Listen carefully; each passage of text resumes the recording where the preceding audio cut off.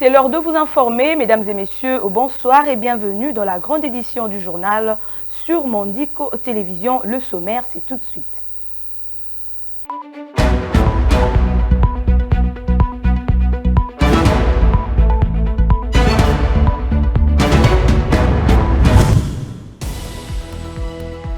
À la une de ce journal, le président des États-Unis a décidé de maintenir le régime des sanctions contre toutes les personnes, les pays et les organismes impliqués dans la déstabilisation à l'est de la République démocratique du Congo. Plusieurs chefs des groupes armés opérant sur le sol congolais sont dans la mire de ces sanctions. La Commission électorale nationale indépendante, CENI, vient de renforcer sa logistique en vue du déploiement des kits électoraux sur l'étendue du pays. Plus d'une dizaine de bateaux ont été acquis par la centrale électorale qui a lancé une formation des agents qui vont assumer cette navigation. Un camion poids lourd en panne de frein a percuté d'autres véhicules sur la route d'Ilombele à Matadi pour provoquer un accident grave et des dégâts matériels importants. Bilan, une dizaine de morts environ déclarés jusque-là.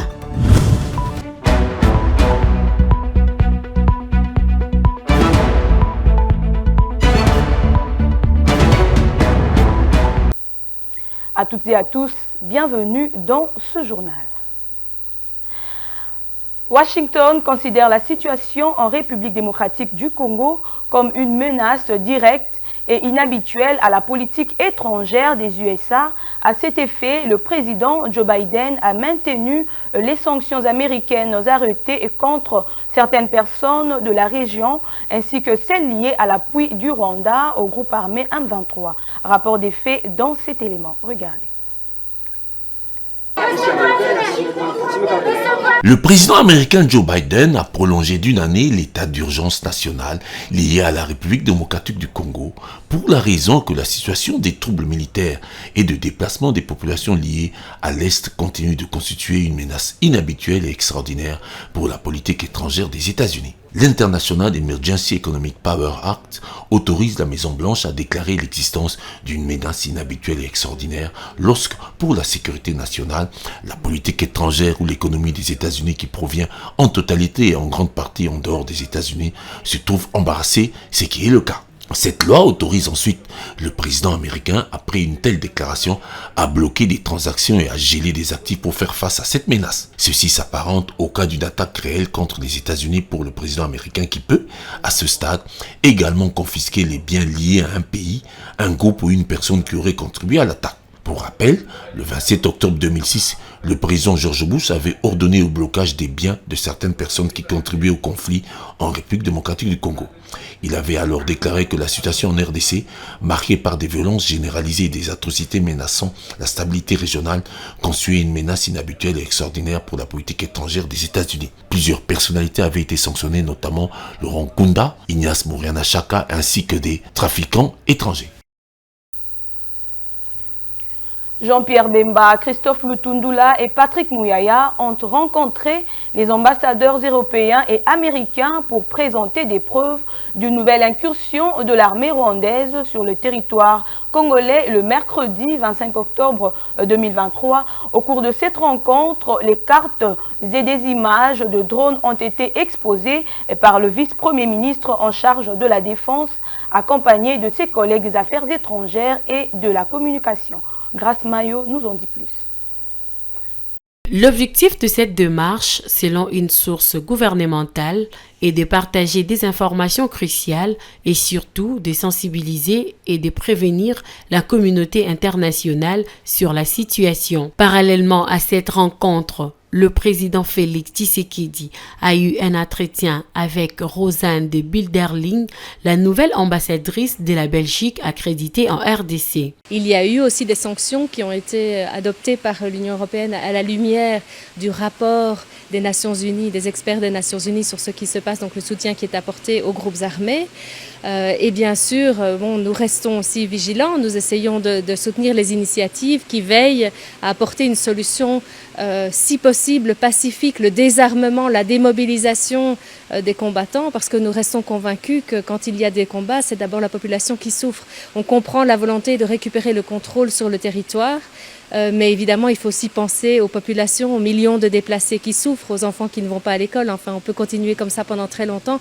Je crois que le bilan humanitaire est déjà très lourd et je sais que les autorités sont conscientes de cela et essayent de promouvoir et de privilégier l'approche diplomatique en saisissant le mécanisme de suivi, etc. Et donc on espère vraiment qu'on peut continuer à apporter le soutien nécessaire pour que ce soit cette solution-là qui fonctionne.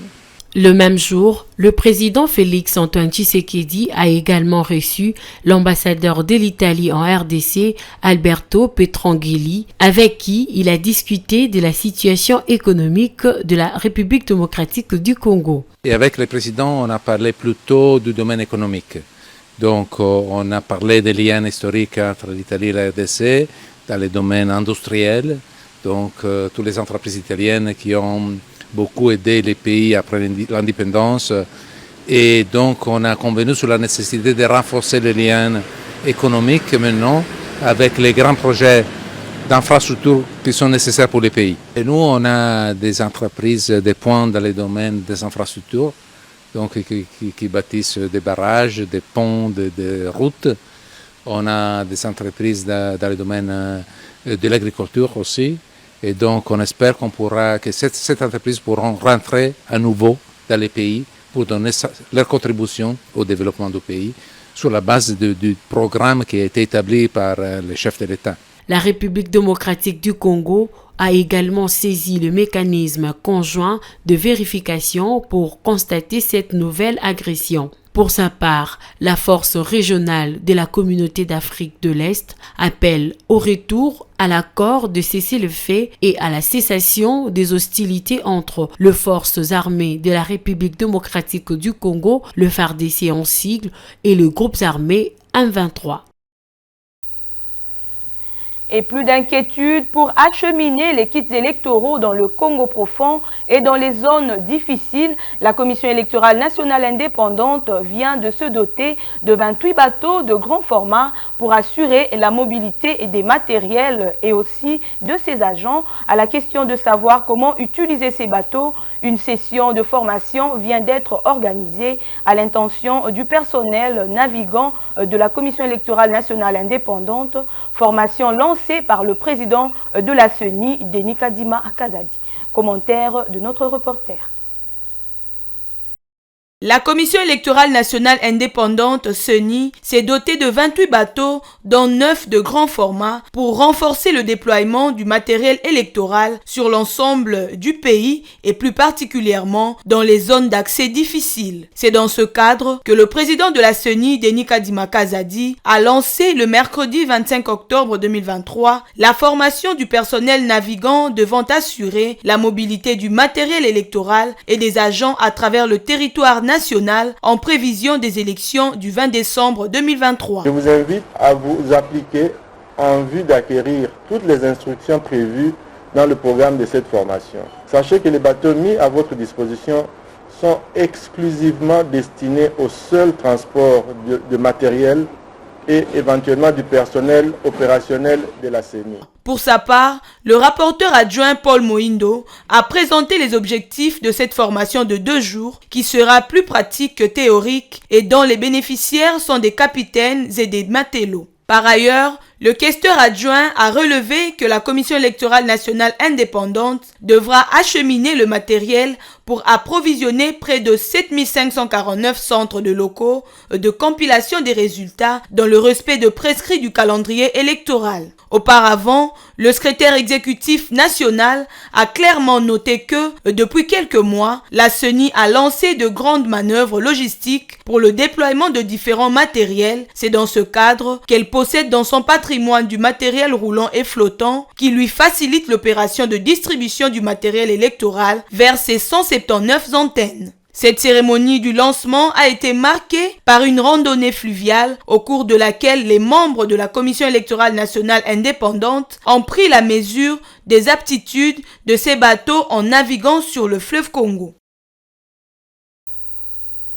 Et c'est depuis le mardi 24 octobre que le Premier ministre Jean-Michel Sama Lukonde est arrivé à Bruxelles, en Belgique, pour prendre part au Forum Global Gateway 2023 qui a commencé hier 25 et qui prendra fin aujourd'hui, le 26 octobre 2023, organisé par la Direction générale des partenariats internationaux de la Commission européenne.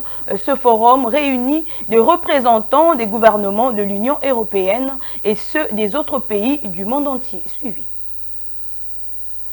La RDC étant l'un des pays africains qui regorge l'importante réserve en ressources minérales critiques et recherchées en cette période de transition écologique. Le chef du gouvernement congolais et porteur du message du chef de l'État, Félix Antoine Tshisekedi Tshilombo, à ses assises de haut niveau pour attirer de vrais investisseurs au pays en vue de transformer localement les minéraux stratégiques de la RDC, tel que l'explique la ministre des Mines, Madame Samba Kalambayi Antoinette. Au fait, nous sommes venus assister au partenariat Union européenne et la République démocratique du Congo par rapport aux minéraux stratégiques.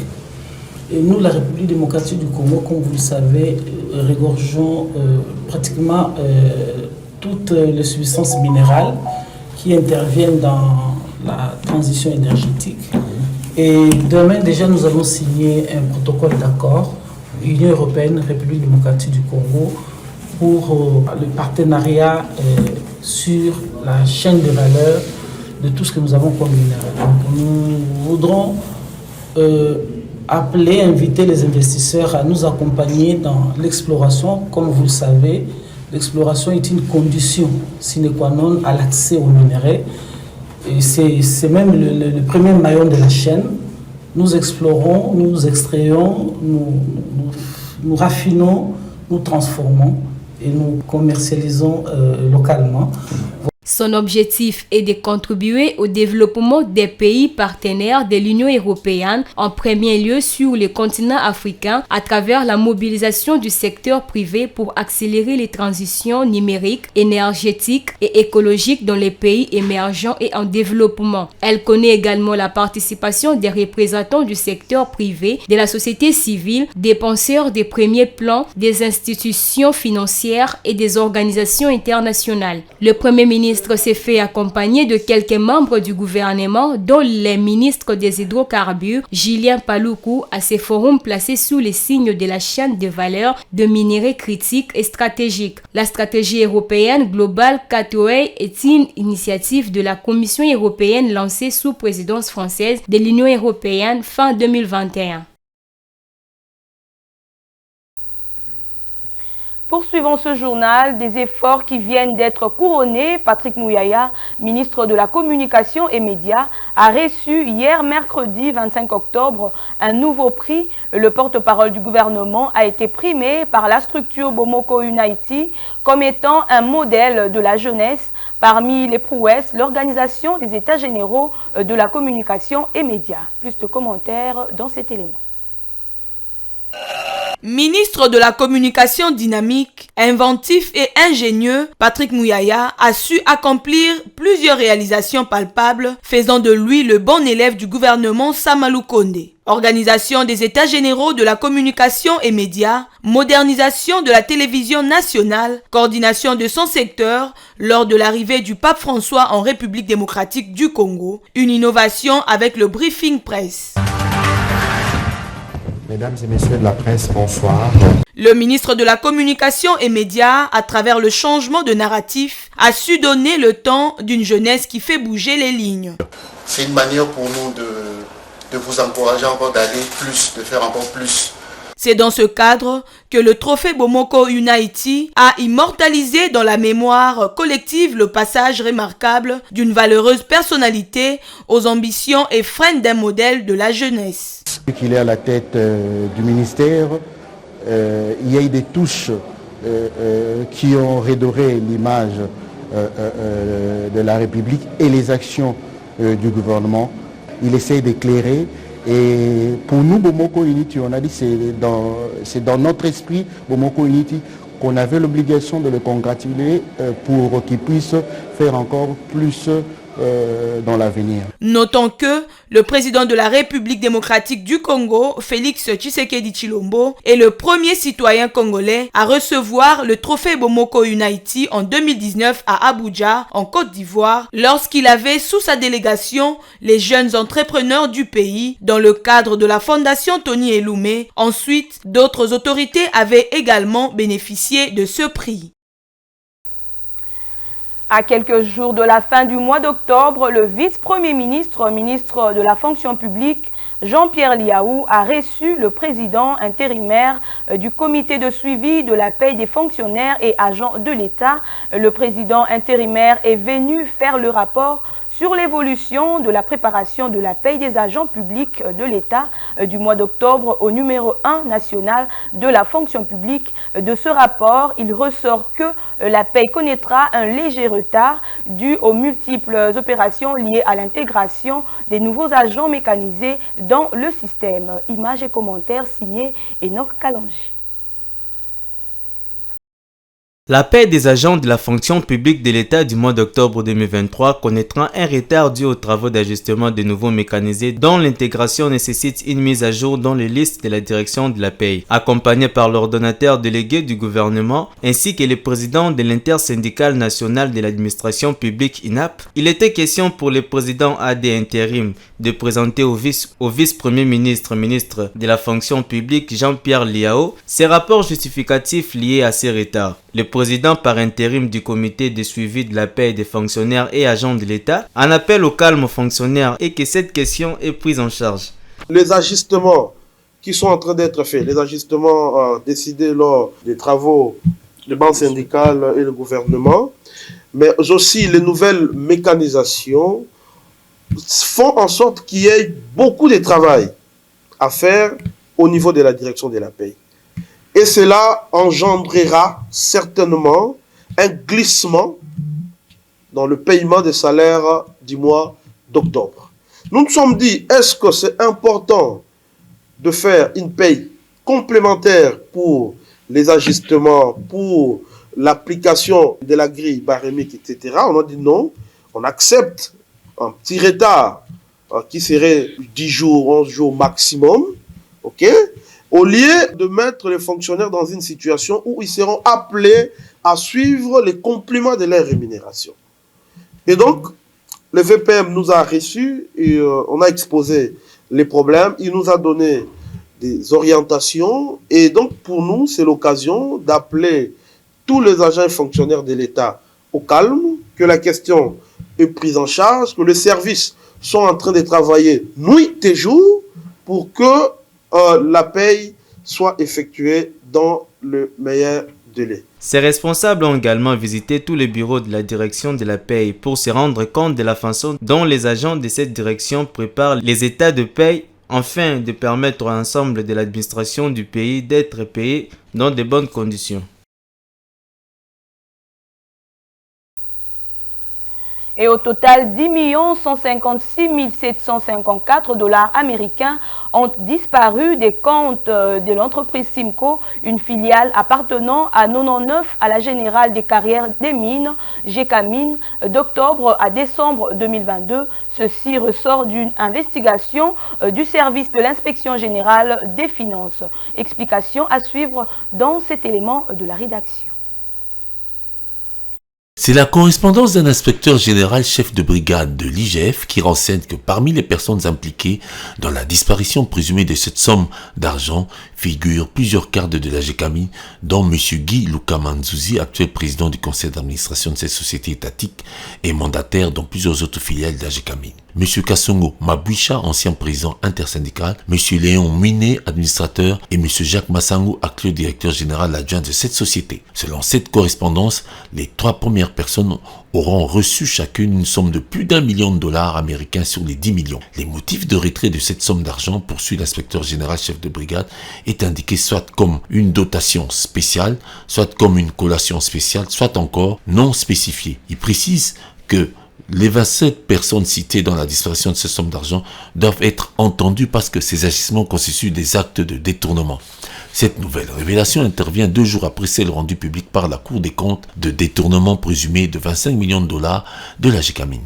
Certains responsables de la Banque centrale du Congo, de la Gécamine et de la Robank seraient impliqués dans ce dossier. Entre-temps, l'Observatoire de la dépense publique a recommandé que la justice pénale puisse être saisie dans le but de déployer des actions appropriées à l'encontre des personnes impliquées dans cette gabegie financière. Et autre lieu, autre secteur, la Fédération des entreprises du Congo, section du Haut-Katanga, a levé la grève amorcée il y a 4 jours, c'est-à-dire depuis le mardi 24 octobre 2023, contre la vente des produits pétroliers dans la zone sud constituée du Haut-Lomami, Haut-Katanga, Lualaba et Tanganyika. Élément de reportage, regardez.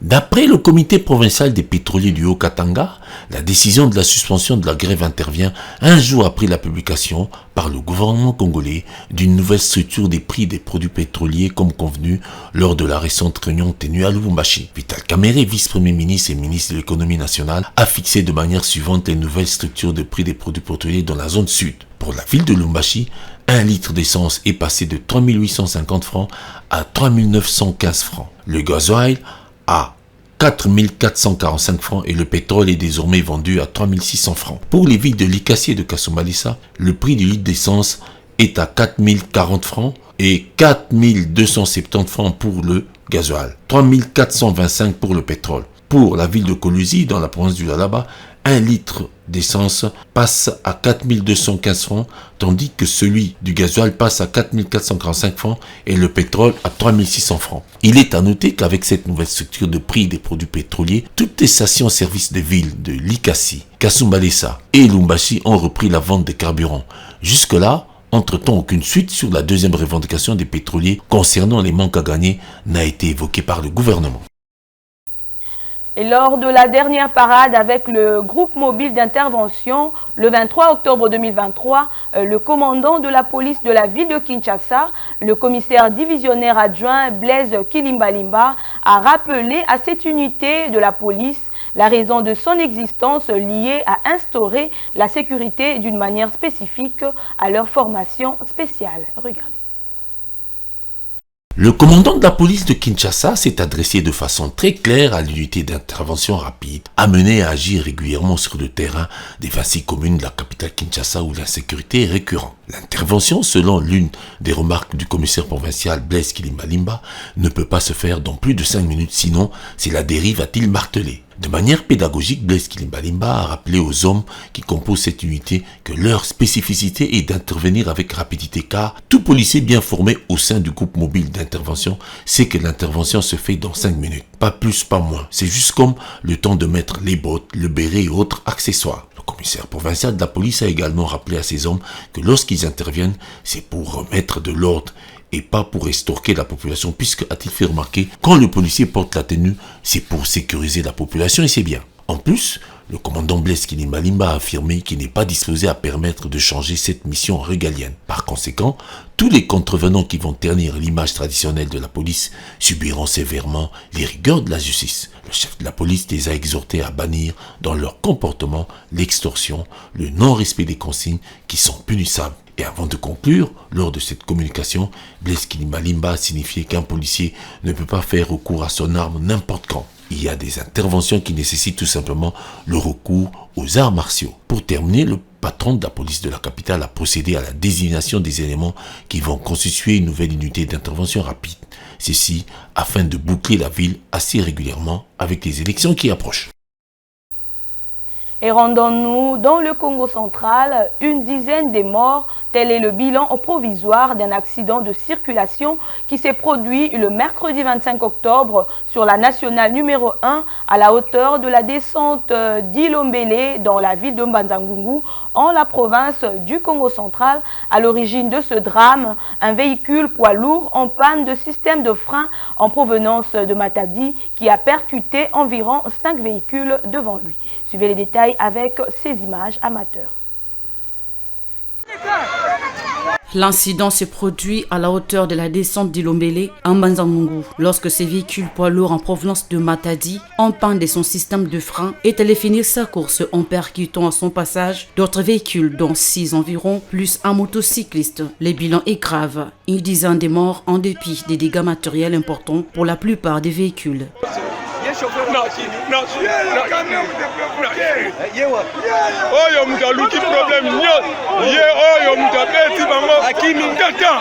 Cela fait belle lurette que la nation numéro 1 dans le Congo central est devenue un abonné des accidents de circulation en répétition, que les autorités de tutelle s'y penchent et s'investissent, surtout en ce qui concerne les contrôles techniques des véhicules afin d'éviter ce genre de scandale routier.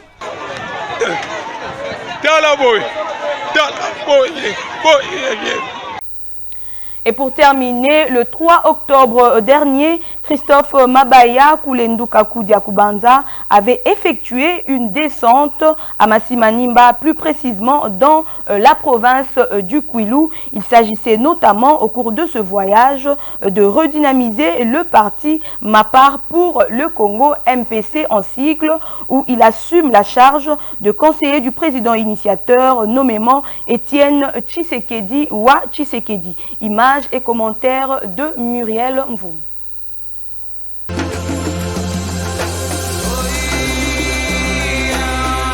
Après la prière dite par le Père Michel, mercredi le 4 octobre 2023, sur les coups des 6 heures précises, M. Christophe Mabaya Kulenduka Kudiakubanza, accompagné d'une forte délégation constituée des journalistes et des femmes membres de la synergie des femmes sages, a débarqué de Kinshasa à Masimanimba, précisément dans la province du Kwilu.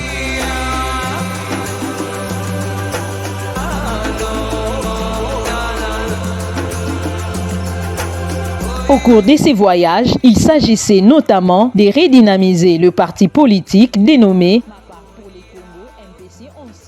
parti dans lequel il assume la charge des conseillers du président initiateur nommément Étienne Tshisekedi Wa Tshisekedi. Après avoir parcouru une distance de 366 km pendant 6 heures à peu près, l'honorable Christophe Mabaya ainsi que les membres de sa délégation ont fait l'objet d'un accueil chaleureux et délirant sans précédent de la part des membres des familles d'abord, des camarades du parti ainsi que des frères, amis et connaissances des villages voisins, des environs ensuite.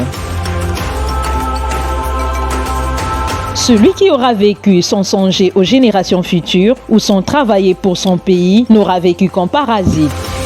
C'est ainsi qu'à l'instar de Bernard Dadier, le digne fils du terroir Christophe Mabaya, passionné par le développement durable axé sur l'éducation et la réhabilitation des infrastructures, va construire plusieurs bâtiments, entre autres un institut supérieur de développement, un home pour étudiants, plusieurs écoles et la réfection des routes avec autocantonnage manuel à l'instar de celles qui mènent de Kingunji vers Kinzenzengo, Mabulungu et tant d'autres dans les secteurs des Mosango.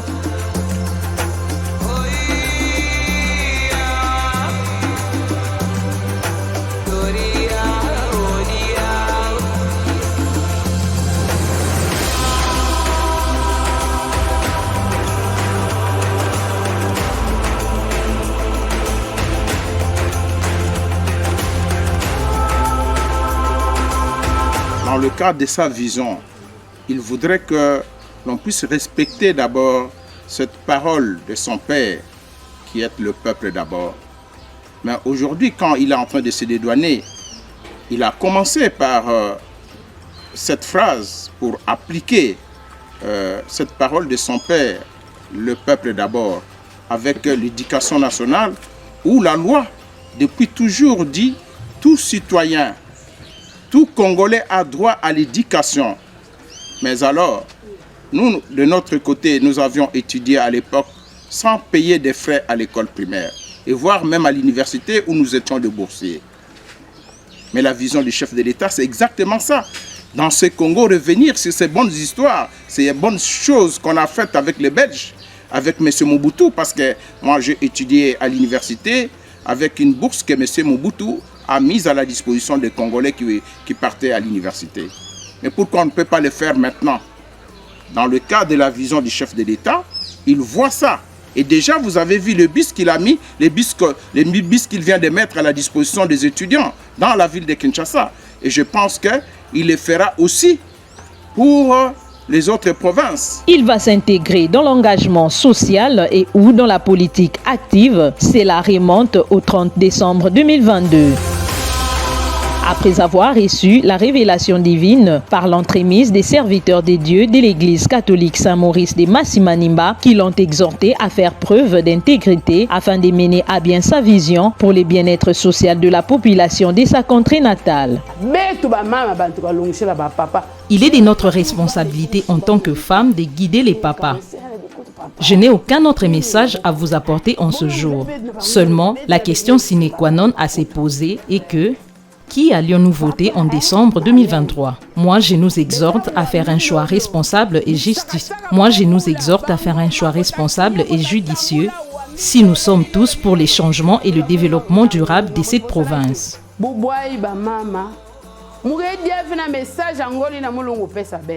Message na munu ke moshi kaka ya kuzaba nani betapona. MPC viva, MPC viva, viva, viva, le Congo c'est moi.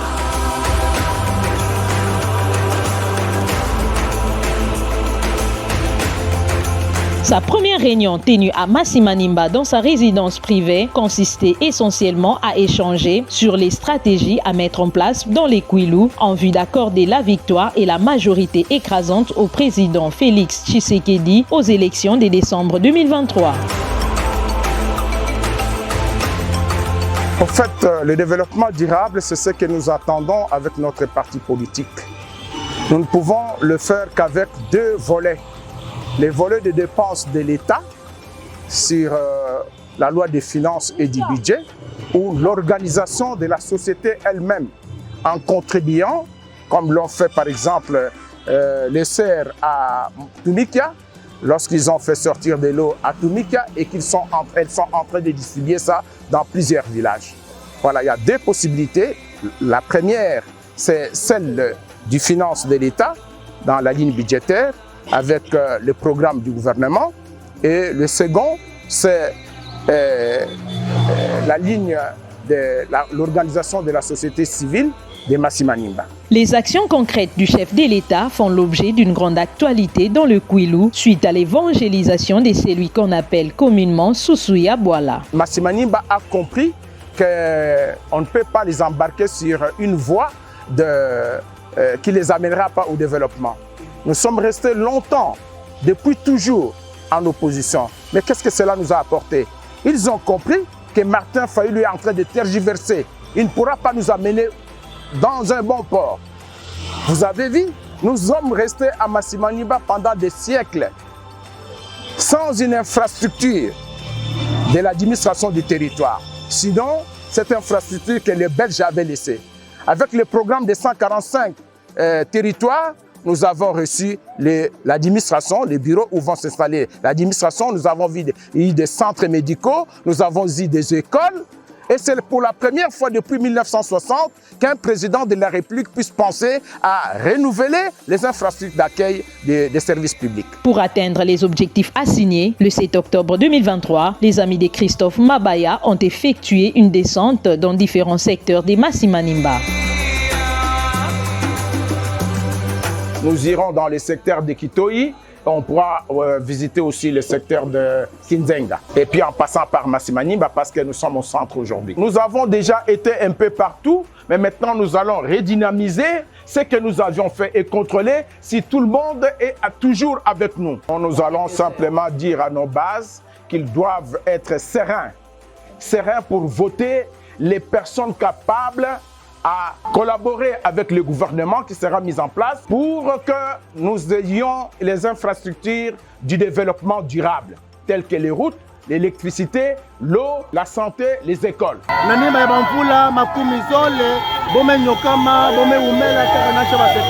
Enfin, rappelons par ailleurs que Christophe Mabaya est toujours proche de sa base, essentiellement dans les soucis de répondre à ses attentes et à ses préoccupations majeures pour son épanouissement combien harmonieux.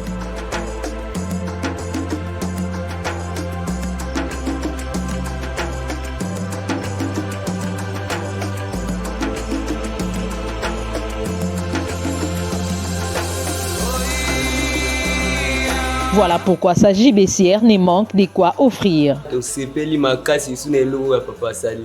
Po balombala babanda kutsu babanda mais bakuma pe kuteta esika meta iloko biso batomoni ezabi kama ni pera la raisonner biso na iloko boli asengi merci na onyo sa sali pona biso na olo ya panisi biso na onyo soto sala na kacha musala na biso bandanga na banda na kacha masima nimba baleka basala ba makana bango amona na te oya boya kansanga pe na konta musala ngai verni ai ya boke pesa ben.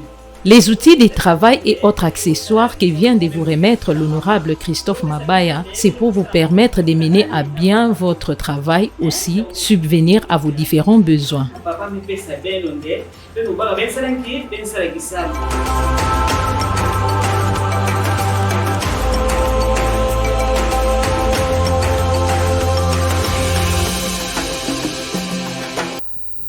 À présent, mesdames et messieurs, je rappelle les principaux titres.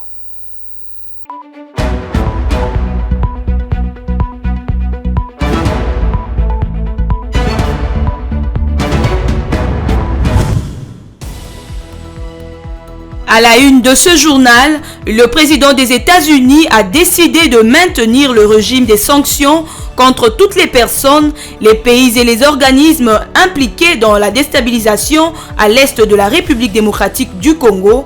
Plusieurs chefs des groupes armés opérant sur le sol congolais sont dans la mire de ces sanctions. La Commission électorale nationale indépendante, CENI, vient de renforcer sa logistique en vue du déploiement des kits électoraux sur l'étendue du pays. Plus d'une dizaine de bateaux ont été acquis par la centrale électorale qui a lancé une formation des agents qui vont assumer cette navigation. Un camion poids lourd en panne de frein a percuté d'autres véhicules sur la route d'Ilombele à Matadi pour provoquer un accident grave et des dégâts matériels importants. Bilan, une dizaine de morts environ déclarés jusque-là.